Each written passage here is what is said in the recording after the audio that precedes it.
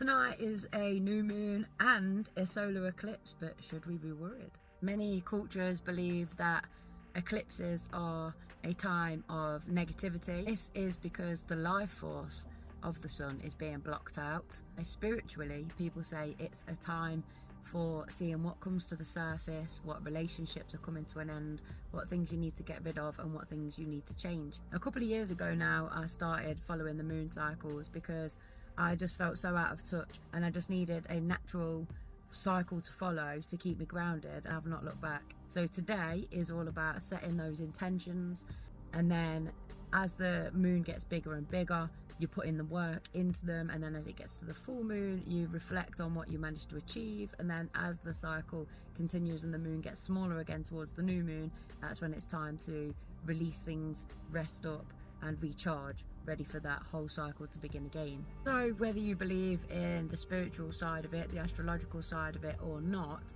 setting your intentions is really, really helpful and really important to take a little bit of control over your life. If you wake up in the morning and you set the intention that you're going to have a positive day, you are far more likely to have a positive day. It sounds so simple, and it really is simple. So this is where your positive affirmations can come into play as well. So setting a positive affirmation of, I am strong enough to cope with this. I thrive under challenges. I thrive in certain situations. These are all positive affirmations that can help you with setting your intentions.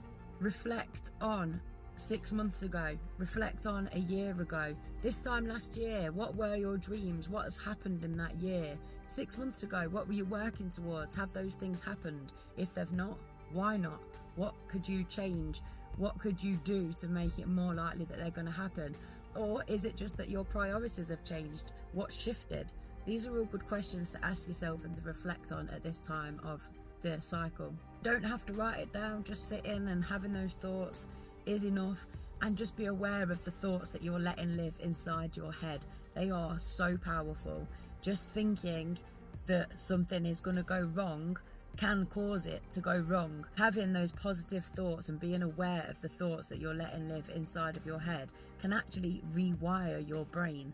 We are very much conditioned to think on the negative side, to live in this low frequency of victimization and resentment and jealousy.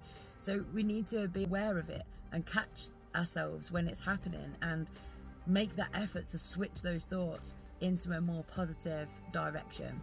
So today, if you do one thing, make sure it's setting those intentions